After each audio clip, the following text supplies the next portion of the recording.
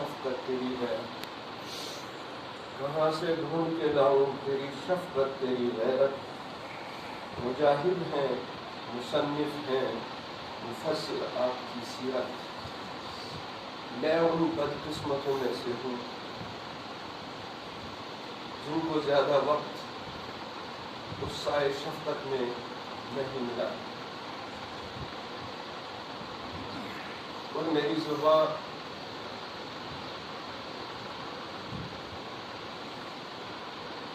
ان تمام چیزوں سے قاصر ہے،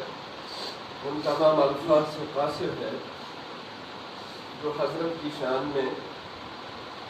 کہے جائے۔ بہرحال یہاں پر وہ خوش قسمت لوگ بیٹھے ہوئے ہیں جن کو حضرت رحمت اللہ علیہ کا وہ ساتھ نصیب ہوا ہے کہ انہوں نے دن بھی آپ کی سائے شفقت میں گزارے، راتیں بھی آپ کی سائے شفقت میں گزاری، اور سب سے بڑی بات روحانی باپ کا جو ان کو رتبہ ملا ہے کہ حضرت کے جو اوصاف، جو علمی تدبر و تفکر ہے، وہ لفظ بلفظ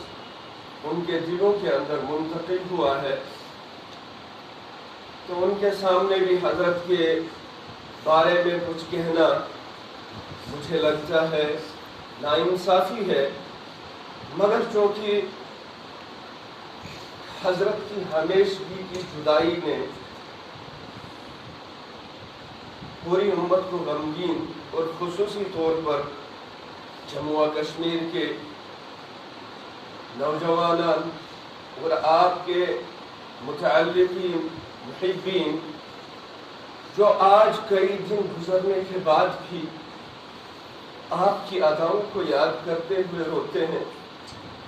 اور زباں کی بات اپنے دل کو سناتے ہیں کہ مفتی صاحب ہم کہاں جائیں، ہم کدھر جائیں، آپ کہاں چلے گئے، آپ کیوں ہم سے دور ہو گئے۔ اس دل نے، اس درد نے پریشان کر کے رکھ دیا ہے۔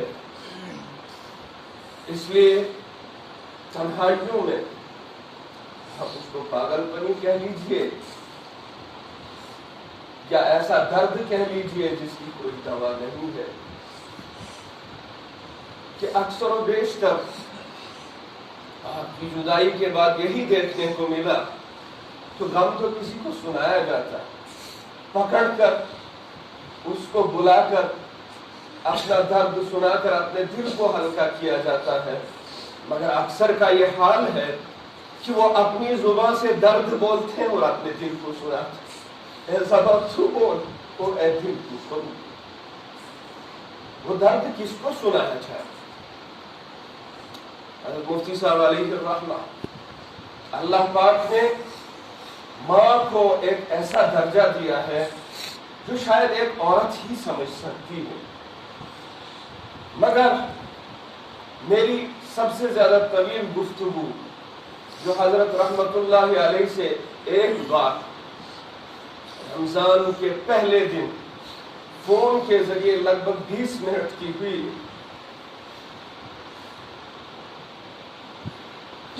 اکثر و بیشتر اس کو یاد کر کے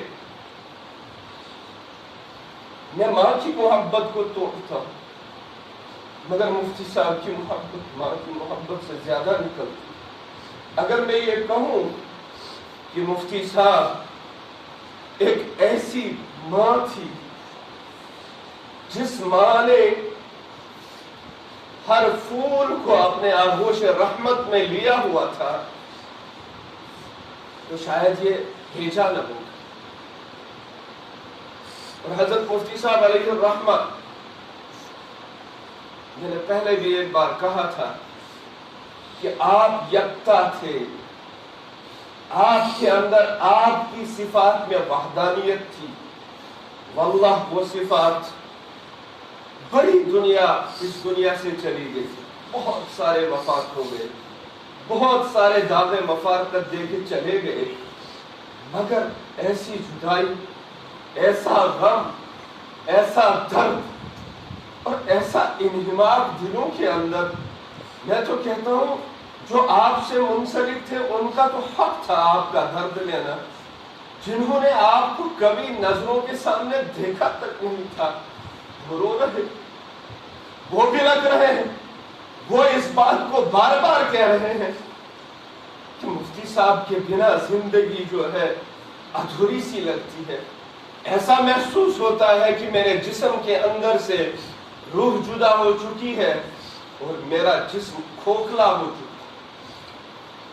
مفتی صاحب اپنی حیات میں واحد تھے.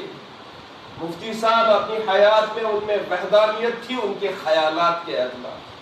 ان کے اوصاف کے اعتبار سے، ان کی اداؤں کے اعتبار سے، ان کی حمیت کے اعتبار سے، ان کی غیرت کے اعتبار سے. کس کے اندر ان صفات کو ڈھونڈا جائے؟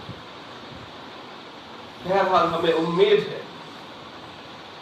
کہ چمستان کے جن پھولوں کو مفتی صاحب نے اپنی نظروں کے سامنے سینچا ہے، ان کے اندر انشاءاللہ وہ غیرت مفتی صاحب کی منتقل ہو گئی ہوگی، وہ حمیت مفتی صاحب کی منتقل ہو گئی ہوگی. یہ تو مفتی صاحب نے بھی حضرت قاری صاحب رحمۃ اللہ علیہ، استاد محترم حضرت قاری بدرالدین صاحب، آپ نے سنا ہوگا بیانوں میں کہ انسان کو چاہیے کہ خیال قضا رہے، ہم کب رہیں گے جبکہ نہ رسول خدا. آپ نے اکثر و بیشتر اس چیز کی طرف دھیان دلوایا ہے سب. اور امام الانبیاء حضرت جناب محمد عربی صلی اللہ علیہ وسلم، یہ تو ہمارے روحانی باپ تھے. ان کی شفقتیں، ان کی محبتیں، ان کی وہ صلاحیتیں جو ہمارے درمیان تھی، کتنا دکھ، لیکن صبر کی ایک توفیق وہاں سے ملتی ہے جب انسان غور کرتا ہے کہ امام الانبیاء حضرت جناب محمد عربی صلی اللہ علیہ وسلم جب اس دنیا سے رخصت ہوئے ہوں گے تب کیا عالم ہوگا. ہم تو اس محبت کی رائے بھی ذہن میں قائم نہیں کر سکتے جو محبت حضرت عمر رضی اللہ عنہ کے اندر تھی، جو محبت رسول اللہ صلی اللہ علیہ وسلم کی حضرت ابوبکر صدیق کے اندر تھی. جب انسان کے اندر یہ چیزیں آتی ہیں کہ کیوں نہ غم کریں ایسے محسن کی جدائی پر، کہ حضرت عمر جیسا بہادر بھی اس وقت بول اٹھے تھے، خبردار جو کوئی مجھے کہے گا کہ محمد رسول اللہ صلی اللہ علیہ وسلم کی وفات ہو گئی ہے، درد ہوا. وہ تو اللہ سے ملنے گئے، وہ تو اللہ سے ملاقات کرنے گئے،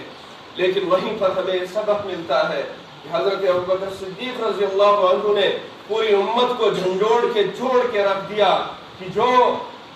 رسول اللہ صلی اللہ علیہ وسلم کی عبادت کرتا تھا وہ جان لے محمد رسول اللہ صلی اللہ علیہ وسلم